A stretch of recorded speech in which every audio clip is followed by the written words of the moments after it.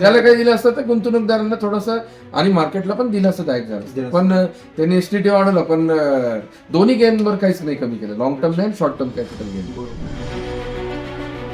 पण तुमचं घेण्याचं विकण्याचं जर कारण फोमो असेल की सगळी दुनिया कमवते आणि मी नाही कमवलं तर कसं होणार. प्लीज थोडासा संयम ठेवा.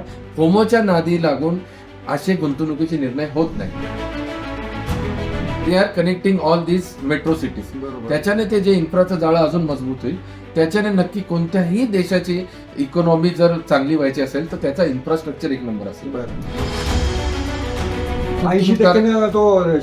गुंतवणूकदारांच्या मागच्या 1.5 वर्षात डोळे पांढरे झाले. तर निर्मला सीतारामननी ही थोडी संधी गमावलीच आहे. तुम्ही एसटीटी वाढवला ती वेगळी निराशा जे ट्रेडर्स आहेत, त्यात तुम्ही लॉंग टर्म कॅपिटल गेन आणि शॉर्ट टर्म कॅपिटल गेन नाही कमी केलं म्हणजे जखमेवर मीठ साठी तुम्ही काही आकर्षण काहीच केलं म्हणजे तुम्हाला गुंतवणूकदारांकडनं कर रूपात सगळं पाहिजे, पण you are not there to help anything for them. A ने कमवलं, बी ने कमवलं, सी ने कमवलं आणि आपणच राहिलो कावळा बसेला आणि फांदी तुटायला. तुम्ही परत ते बिटकॉइन फोमो मध्ये तुम्ही परत चांदी. अच्छा, चांदीमध्ये आता प्रॉब्लेम दुसरा पण आहे. नमस्ते, मी योगेश कुटे. लेट्सअप बजेट विशेष या कार्यक्रमामध्ये तुम्हाला सर्वांचं पुन्हा एकदा स्वागत. केंद्रीय अर्थमंत्री निर्मला सीतारामन यांनी आपलं नवं बजेट आज लोकसभेमध्ये सादर केलेलं आहे. या बजेटविषयी अनेकांना औत्सुक्य आहे, उत्सुकता आहे. सर्वसामान्यांना काय मिळालेलं आहे, एकूण देशाच्या प्रगतीसाठी या बजेटमध्ये नक्की कोणते मुद्दे मांडलेले आहेत, कोणत्या तरतुदी आहेत आणि या सगळ्या तरतुदींचा शेअर मार्केटवरती काय परिणाम झालेला आहे याचं देखील अनेकांना औत्सुक्य आहे. या सगळ्या चर्चांना उत्तरं देण्यासाठी आज माझ्यासोबत आहे श्रीनिवास जोकोटियाजी. यांचं नाव आपण लेट्सअपवर अनेकदा ऐकलं असेल. त्यांच्या शेअरविषयीच्या मार्गदर्शनाचा फायदा देखील अनेकांनी घेतला असेल. तेच आज श्रीनिवासजी आज आपल्यासोबत आहेत. श्रीनिवासजी, लेट्सअपवर तुमचं खूप खूप स्वागत. थँक्यू. या बजेट सादर झाल्या शेअर मार्केट किंवा निफ्टी जो आहे जवळपास तो 550 अधिक पडलेला होता आणि नंतर तो रिकवर पण झाला, नंतर त्याच्यामध्ये वाढ पण झाली. तर इतकी व्होलॅटिलिटी किंवा इतकं त्याच्यामध्ये चढ उतार का आले या बजेट नंतर, याविषयी तुम्ही काय सांगाल? या बजेटमध्ये लोकांना एक अपेक्षा होती की एसटीटी सिक्युरिटी टर्नओव्हर टॅक्स हा कमी केला जाईल, पण त्या कमी तर झालं नाहीच. उलट पक्षी तो जो 0.10 होता त्याला 0.15 केलंय. आता सामान्य माणसाला वाटेल 0.5 ने काय फरक पडतो, पण ते तसं नाही झालं. ते 50% वाढलं ना. म्हणजे आधी जर एसटीटी 100 रुपये गोळवत असेल तर तो 150 रुपये गोळवेल. तर हे जर त्याला 2 कांगोर आहेत. एक अँगल असं आहे की सरकारने जे केलंय ऑप्शन्स हा जनरली फक्त फ्युचर ऑप्शन्स वरतीच केलं. आता तरी ऑप्शन्सच दिले त्यांनी, इव्हन फ्युचर्स नाही दिले. जर फ्युचर्स ऑप्शन असतं तर डेरिव्हेटिव्ह लिहिले असतं. So they have mention only options. So options मध्ये केलं. याला परत 2 कांगोर आहे. एक तर सर्वसामान्य माणसांनी ऑप्शन जो की गॅम्बलिंग स्पेक्युलेशन असा प्रकार आहे, खूप जण हेजिंगसाठी सुद्धा वापरतात, तर त्याच्यावर टॅक्स एसटीटी वाढवल्याने ते लोक तिथं कमी जातील अशी अपेक्षा आहे आणि गेले तरी टॅक्सचा रेव्हेन्यू वाढेल असं. पण फटका बसण्याचं कारण की ब्रोकिंगचा जो बिझनेस चालतो त्यात जवळपास 80च्या वरती पर्सेंटेज हे डेरिव्हेटिव्हचं, ज्याच्यात फ्युचर ऑप्शन्स हे मेन आहे. तर ते जे करतात त्या लोकांना हा मोठ्यापैकी सेटबॅक म्हणतंय. आणि त्याच्यामुळे तुम्ही जे बोलले की 1-2 मिनिटासाठी इंडेक्स म्हणजे सेन्सेक्स निर्देशांक हा 80,000च्या खाली गेला होता. I am talking about Bombay stock BSE. तर तो परत कव्हर झालाय. 2300-2500 पॉईंट मार्केट खाली जाऊन आता 650 वर आहे. दिवसभरात बजेटच्या दिवशी एवढी व्हॉलॅटिलिटी आपण एक्सपेक्ट केलीच पाहिजे की मार्केट वर जातोय खाली येतोय. पण ही सगळ्यात पहिलं setback in terms of market की एसटीटी वाढवलाय. अच्छा, याच्यामध्ये असा एक व्हॉट्सअप जोक फिरतो आहे की रविवारच्या दिवशी कोणत्याही शेअर मार्केटमध्ये गुंतवणूकदाराचं कधी नुकसान होत नाही. पण मार्केट एवढं पडलं की निर्मला सीतारामन यांनी आज रविवारीचा अर्थसंकल्प सादर केल्यानंतर रविवारी देखील शेअर मार्केटमध्ये नुकसान होऊ शकते त्यांनी दाखवून दिलेला आहे. हा जोक आहे की वस्तुस्थिती आहे? नाही, हा जोक आहे आणि ज्यांनी हा जोक बनवला त्यांचं कौतुक केलं पाहिजे, कारण की एवढा प्रेझेन्स ऑफ माइंड पण लागतो ना असे मीम्स बनवायला. पण जोकचा जर भाग सोडला आणि if you come to reality, असं शेअर मार्केटच्या अँगलने बजेट आलं काय गेलं काय असं काही विशेष याच्यामध्ये फार पॉझिटिव्ह पण नाही आणि फार निगेटिव्ह पण नाही असं आपण म्हणू शकू. हो, निगेटिव्ह एक आहे की पीपल वर एक्सपेक्टिंग, लोकांची इच्छा होती की लॉंग टर्म कॅपिटल गेन आणि शॉर्ट टर्म कॅपिटल गेन मध्ये काहीतरी सूट द्यायला पाहिजे. जसं तुम्ही एसटीटी वाढवलं त्याच्याने स्पेक्युलेशन कमी होईल, तसं जर तुम्ही लॉंग टर्म कॅपिटल गेन थोडा कमी केला असते तर गुंतवणूकदार वाढले असते. तर तुमची ही मूव सट्टेबाजांना कमी करण्यासाठी होती. दॅट वी अप्रिशिएट की एसटीटी तुम्ही वाढवला, पण जर त्याच अँगलने तुम्ही थोडं तरी एलटीसी जी लॉंग टर्म कॅपिटल जो दीर्घकालीन गुंतवणूक करतो त्याला काहीतरी दिलं असं त्याला काही दिलं असतं तर गुंतवणूकदारांना थोडंसं आणि मार्केटला पण दिलासादायक झालं असतं. पण त्यांनी एसटीटी वाढवलं, पण दोन्ही गेनवर काहीच नाही कमी केलं, long term gain short term capital gain. बरोबर. याच्यामध्ये आणखीन एक महत्वाचा जो मुद्दा आहे की या शेअर मार्केटला जर अनेकांना असं वाटत होतं की शेअर मार्केट सोबतच सोने चांदी हा देखील एक महत्वाचा मुद्दा होता. या सोने चांदीच्या ज्या किमती गेल्या काही दिवसामध्ये गेल्या 2-3 महिन्यामध्ये वाढलेल्या आहेत आणि तेवढी घट पण तेवढ्याच प्रमाणात झालेली आहे. तर या व्होलॅटिलिटीसाठी सोने चांदी मधल्या थांबवण्यासाठी बजेटमध्ये काही तरतुदी करणं शक्य होतं का, किंवा त्याच्यावर काय उपाययोजना काही शक्य होतं का? ही जे घट आणि वाढ जी जोरात चालली याला फंडामेंटल पेक्षा सुद्धा जे सोने चांदीचे व्यवहार MCX आपल्याकडे होतात आणि ग्लोबल कमोडिटी बाजार होतात त्याचे जास्त कारणीभूत आहे. पण यात मला तुमच्या सगळ्या दर्शकांना हात जोडून सांगायचंय, हे सगळे दर्शक हे लेमॅन असतात. लेमॅन काय करतो? सामान्य माणूस. त्याची भूमिका ही मेंढरांसारखी असते.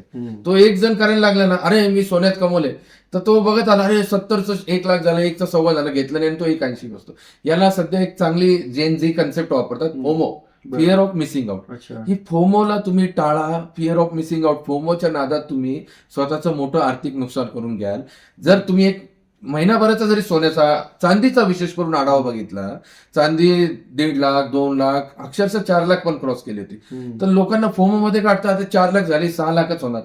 पण त्या ज्या दिवशी 2 दिवसापूर्वी 4,20,000च्या आसपास गेलेली चांदी आज 2,93,000. बरोबर. योगेशजी तुम्हाला एक गोष्ट सांगतो, गोष्ट नाही, रिअल सत्यकथन सांगतो. 2012 मध्ये असंच चांदीमध्ये धुमाकूळ झाला होता. ती 50,000ची डायरेक्ट 70,000 झाली ती. बरोबर. म्हणजे पर्सेंटेज मध्ये बघाल तर जवळपास 40% इमिजिएट वाढली ती. 2012 मध्ये अनेक लोकांनी फिजिकल चांदी घेतली की अशी 1 लाख रुपये, पण ती 1 लाख तर झाली नाही. 2012चा 70,000चा भाव यायला 2025 उजडलं. 13 वर्ष. हेच 13 वर्ष तुम्ही FD ठेवले असते, कुठे चांगली गुंतवणूक केली असते. तर कृपा करून फोमोच्या नादी लागून सोने चांदी घेऊ नये किंवा विकू नये. म्हणजे हा घेण्याचा किंवा विकण्याचा सल्ला नाही, पण तुमचं घेण्याचं विकण्याचं जर कारण फोमो असेल की सगळी दुनिया कमवत आहे आणि मी नाही कमवलं तर कसं होणार, प्लीज थोडासा संयम ठेवा. फोमोच्या नादी लागून असे गुंतवणुकीचे निर्णय होत नाही. अच्छा, एक याच्यामध्ये तुम्ही या सगळ्या अर्थविषयक घडामोडीचे अभ्यासक आहेत, तर नक्की काय एवढी व्होलॅटिलिटी किंवा काय एवढे चढ उतार या सोने चांदीमध्ये होत आहेत, याच्यावर थोडा प्रकाश टाका की. सोने चांदी हे एक व्हॉट वी कॅन से सगळ्यात हायएस्ट लिक्विड ऍसेट आहे आणि खूप लोकांना सोन्यामध्ये एक सुरक्षितता वाटते. पण हे जे भाव आणि याची जी वाढ झाली मध्यंतरी काळात, याच्यामध्ये सोन्याचा सेल वाढत नाहीये. जर तुम्ही सगळ्या मोठमोठ्या ज्वेलर्स जे लिस्टेड आहे याच्यात आता नवीन एक वेळ होतोय की लोक जुने देऊन घडणावळी करून नवीन दागिने बनवतात, पण नवीन दागिन्यांची खरेदी बऱ्यापैकी रोडावली आहे. रादर निगेटिव्ह तुम्हाला येणाऱ्या क्वार्टरली रिझल्ट मध्ये दिसेल. कारण की एक लेमॅन जो 50-60 हजारला पण सोने घ्यायला दजावत नव्हता, तो 1.60ला 1.70ला कसे घेईल? तर ते ग्लोबल सिनारिओ झाला. सोन्याची दुकानं तुम्हाला ओस पडलेली दिसत आहेत?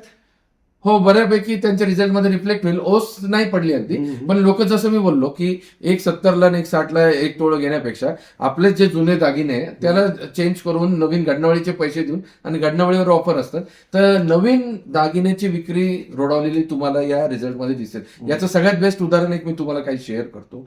कल्याण ज्वेलर्स नावाचं एक शेअर, एकदम मोठी कंपनी, तिथं अमिताभ बच्चन पासून सगळे, ती नुसती भारतात नाही ग्लोबली नॉन ब्रँड आहे. जर सोने आणि चांदीची भाव एवढी होते भाव वाढ, तर ते कल्याण ज्वेलर्स एकदम शॉर्ट टर्म मध्ये 800-360 कसं काय झालं शेअरचा भाव. याचाच अर्थ नुसती भाववाढ दिसत आहे आणि तुम्ही म्हणता तसं प्रत्यक्ष विक्री नाहीच होते ना. कारण की शेअर मार्केटमध्ये शेअर्स आणि market is the real reflection of economy and company. बरोबर. तर जर एवढी भरमसाठ वाढ होते आणि हा उलटा गेअर टाकलाय की उलटी गंगा वाहते म्हणतोय, तर मग असं कसं काय होतंय? तर याचाच अर्थ कृपया फोमोच्या नादी लागून दुकानात जाऊन असे काही निर्णय घेऊ नका की तुम्हाला येणारे 10-12 वर्ष काळ वाट बघायला लागेल आणि तो रेटच येणार नाही. त्यामुळं सोने चांदीमध्ये गुंतवणूक करण्यापूर्वी अशा कोणत्याही एखाद्या धक्कादायक निर्णयामधून आपला तो खरेदीसाठी पैसे टाकून येत. हा योगेशजी, नॉट ओनली सोने चांदी, कोणताही निर्णय हा भावनिक गोष्टींवर अवलंबून घेतला येत नाही. फायनान्शियल निर्णय हे फायनान्शियल गोष्टींशीच निगडित असतात, त्यांना भावनेचा संबंध नाही नसतो. येस. या संपूर्ण एका बजेटमध्ये अनेकांचं जे लक्ष वेधलं गेलेलं आहे तो हाय स्पीड रेल्वे कॉरिडॉर, जे मुंबई पुणे, पुणे हैदराबाद, नंतर हैदराबाद बेंगलोर, असं बरेच त्यांनी घोषणा केलेली आहे, दिल्ली वाराणसी.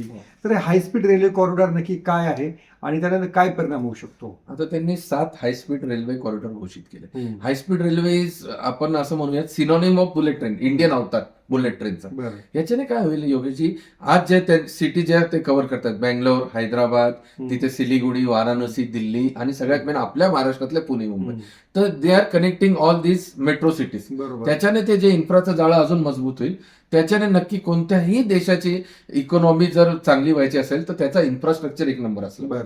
आणि या सरकारला बाकी अनेक गोष्टी जरी कमी पडलं असेल तरी इन्फ्रास्ट्रक्चर मध्ये हे सरकार अतिशय उजवं आहे. त्याचं पहिलं क्रेडिट जसं आपण गडकरींना देतो, हायवेचं जे जाळं निर्माण करतात, कोणत्याही इकॉनॉमीला ग्रो व्हायचं असेल तर जो त्यांचा प्रोडक्टिव्ह टाइम ट्रॅफिकमध्ये जातो तो ते जेवढा सेव्ह करतील तेवढं ते इकॉनॉमीला चलन भेटणारच. बरोबर. आणि जर अशी एखादी ही जर योजना प्रत्यक्षात चांगली उतरली आणि जर पुणे मुंबई 35 मिनिटं कनेक्टिव्हिटी असेल तर यू कॅन जस्ट गेस की पुण्यात अजून किती जागेला डिमांड येईल, भाव वाढेल. कारण की ज्यांचे ऑफिसेस मुंबईला ते पुण्याला राहणं प्रेफर करतील अनेक जण. जर ही खरंच प्रत्यक्षात हाय स्पीड उतरली आणि 25 मिनिटं सोडा पण 45 मिनिटात जरी मुंबईत पोहोचलो माणूस, बरोबर, तर हे मुंबईतल्या मुंबईत पोहोचण्यापेक्षा सोपं होईल. खरी गोष्ट आहे. पण याच्यावर अनेकांचा विश्वास बसणार नाही. अनेकांना विमाननगर ते वावली जायला 1 तास लागतो. त्यामुळं पुणे मुंबई 25 मिनिटात किती वर्षानंतर जाऊ. हो, मी तेच बोललो की खरेखर प्रत्यक्षात. पण याला एक ऍडेड मी तुम्हाला एक वेगळी एक सांगू शकतो. बानेर ते हडपसर जायला अनेकदा 1.25 तास लागतो, पण बानेर ते तुम्ही अनेकदा साऊथ मुंबईला 1.5 तासात पोहोचतात थँक्स टू अटल सेतू. म्हणजे कधी कधी अशक्य वाटणाऱ्या गोष्टी पण खऱ्या होतात. तर याच्यामध्ये या बजेटमध्ये आणखी कोणत्या अशा गोष्टी आहेत की तुम्हाला असं वाटतं की त्या लॉंग टर्मसाठी आणि एकूण भारताच्या विकासासाठी महत्वाच्या आहेत? जसं इन्फ्रास्ट्रक्चरवर यांचा थ्रस्ट आहे तसंच आयटी मध्ये स्लो डाऊन चाललाय. आता ते सेमी कंडक्टर हे आपण म्हणूयात की आयटीचीच कझिन असं म्हणूयात. तर तिथं जर त्यांनी एम्फसाइज दिलं ज्याच्याने काही आपल्याला एम्प्लॉयमेंट जनरेशन पण होऊ शकेल ते चांगले. आपलं काही गोष्टींवर आपण चांगलं करतोय ते मानायलाच हवं. आपलं फॉरेन करन्सी रिझर्व्ह तो $600 बिलियन आसपास बऱ्यापैकी स्टेबल आहे. खरं म्हणजे इंडिया जर आपण 4th लार्जेस्ट इकॉनॉमी तर तो $1000 बिलियन वरती केलं तरच रेस्पेक्टिव्ह आहे. पण ठीक आहे, $600 बिलियन इज नॉट वाईट. पण दुसऱ्या साईडला आपल्या रुपीला स्ट्रॉंग होणं जरुरी आहे. जरी एक्सपोर्टर आता खुश असतील की 91 झालाय, पण stable rupee is also need of the hour. अजून बरंच काही या बजेटमध्ये शेअर मार्केटच्या हिशोबाने करता आलं असतं. त्यातलं सगळ्यात महत्वाचं लॉंग टर्म कॅपिटल गेनला त्यांनी, जर तुम्ही शेअर मार्केट मागचं 1.25 वर्ष बघाल, दीड वर्ष बघाल, इंडेक्स तुम्हाला खूप घटलेलं दिसत नाही. बरोबर, इंडेक्स 85,000 ते 80,000 या रेंज मध्ये दिसतो. पण अनेक शेअर्सची लिस्ट आहे जे 30% ते 70% घटले, ज्यात अनेक चांगली नावं आहेत. मोठ्या कंपन्यात मोठी नावं आहे. मी नावं घेऊ इच्छित नाही, पण अशी अनेक नावं आहे. तर मागच्या 1.5 वर्षात वेल्थ डिस्ट्रक्शन झाले, बरोबर, डिस्ट्रॉइड झाली, लोकांची संपत्ती अक्षरशः कवडीमोल झाली. हो, म्हणजे जर आज तुमचा पोर्टफोलिओ 60% घटणार असेल तर ते कवडीमोलच म्हणूयात नाही, rather than gaining your losing. बरोबर. तर ते त्या संदर्भात आजच्या लोकांना वाटतं म्युच्युअल फंडमुळे आपल्याला आधार, खरंच आधार आहे. म्युच्युअल फंड आपली इंडेक्सचं बॅलन्स करतोय, पण जे शेअर्स ते पडलेत आणि एफआयएसने जवळपास आकडा थोडाफार कमी जास्त होऊ शकेल 2-2.5 लाख कोटीच्या वरती माल विकलाय मागच्या कॅलेंडर इयर मध्ये, नॉट फायनान्शियल इयर. जोपर्यंत एफआयएस परत येत नाही, एफआयएस ला बूस्ट करायला निर्मला सीतारामनकडे संधी होती. त्यांनी एफआयएस ला काहीतरी सवलत द्यायला पाहिजे. रेग्युलर इन्व्हेस्टरला पण लॉंग टर्म कॅपिटल गेन त्यांनी द्यायला पाहिजे होतं. अबॉलिश नाही केलं तर कमी तरी केलं पाहिजे, अर्धा वगैरे. तर या संधी गमावली. पण या सगळ्या पार्श्वभूमीवरती इन्फ्रास्ट्रक्चर कंपन्या किंवा तुम्ही म्हणता सेमी कंडक्टर जर बूस्ट असेल तर सेमी कंडक्टर कंपन्या, बायोफार्माला जर बूस्ट दिला असेल तर त्या क्षेत्रातल्या कंपन्या, यांच्याकडे शेअर मार्केटमधल्या गुंतवणूकदारांनी लक्ष देण्याची गरज आहे का? या एकदम प्रिलिमिनरी अनाउन्समेंट आहे. याचा फ्रुटफुल यायला बऱ्यापैकी टाइम लागेल. तर फक्त या नाही, ज्या कंपन्यांचे लगातार लागोपाठ 3-4 क्वार्टरली रिझल्ट चांगले आहेत पण त्यांच्या भावामध्ये चांगली घट झाली, अशा अनेक कंपन्या उपलब्ध आहेत. म्हणजे एक्झाम्पल देतो, हा अजिबात कोणत्याही बाईंग सेलिंगचा सल्ला नव्हे. 1 वर्षाभरापूर्वी बजाज सारखं चांगलं नाव असलेलं बजाज हाऊसिंग 188 होता, तो आज 90 रुपये. बरोबर, 50% त्याच्यात. बजाज हाऊसिंग सारखी उत्तम कंपनी जर आज 1 लाख कोटीपेक्षा जास्त ती आज 50% वर. असे मी सांगतो कमीत कमी शेकडो कंपन्या आहेत ज्या 30% ते 70% घटल्या. काही कंपन्या अक्षरशः 80% सुद्धा घटल्या. म्हणजे एक उत्कर्ष बँक म्हणून छोटी बँक आहे ती मला वाटतं if I am not wrong 64-65 होती, आज ती 13 रुपये. बरोबर. म्हणजे अक्षरशः 80% तो शेअर पडला असतो. गुंतवणूकदारांच्या मागच्या 1.5 वर्षात डोळे पांढरे झाले. तर बरोबर. निर्मला सीतारामननी ही थोडी संधी गमावलीच आहे हा. की त्यांनी लॉंग टर्म कॅपिटल गेन, म्हणजे खरं थोडं ग्राम्य भाषेत जर सांगायचं तर शेअर मार्केटमध्ये गुंतवणूकदार अक्षरशः बेशुद्ध पडलेला आहे. त्याला कांदा तरी त्यांनी लावला कांदा नाही लावला तर निदान पाणी तर शिंपडायला हवं होतं तोंडावर. त्यांनी ते पाणीही शिंपडलं नाही. आणि शेअर मार्केट मधल्या गुंतवणूकदाराच्या पदरी निराशा आहे असं तुम्ही हो, म्हणणार का? पण नक्की निराशा आहे. तुम्ही एसटीटी वाढवला ती वेगळी निराशा, जे ट्रेडर्स आहेत बरोबर. त्यात तुम्ही लॉंग टर्म कॅपिटल गेन आणि शॉर्ट टर्म कॅपिटल गेन नाही कमी केलं, म्हणजे जखमेवर मीठ सोडलं. FI साठी तुम्ही काही आकर्षण काहीच नाही. काहीच केलेलं नाही. म्हणजे तुम्हाला गुंतवणूकदारांकडनं कर रूपात सगळं पाहिजे, पण you are not there to help anything for them. बरोबर. तर हे जरा गुंतवणूकदार म्हणजे मी फक्त शेअर मार्केटचा अँगलने सांगतो. तुम्ही मागच्या वर्षी एक चांगलं काम केलं, शेअर मार्केटने तुम्हाला अप्रिशिएट केलं की टॅक्स स्लॅब 12 लाखापर्यंत शून्य केलं. बरोबर. पण हे तुम्ही तुमच्या मिडल क्लासला दिलं, सगळ्यांना दिलं. गुंतवणूकदारांना तुम्ही हवेवर सोडलंय, ओके, हे निश्चित आहे. अच्छा. ती ही आलेली सुवर्ण संधी होती. पण ते म्हणतील कशासाठी या शेअर मार्केटची काय गरज आहे? शेअर मार्केटला आम्ही बेसिक काम करू, शेअर मार्केटशी सरकारला काय घेणं देणं आहे, असा एक मतप्रवाह असतो. तर त्याच्याविषयी तुम्ही एक सांगा. Share market is a reflection of your economy. म्हणजे तुमची इकॉनॉमी योग्य मार्गाने चालली की नाही त्याचा सगळ्यात पहिले रिफ्लेक्शन मार्केट करत असतो.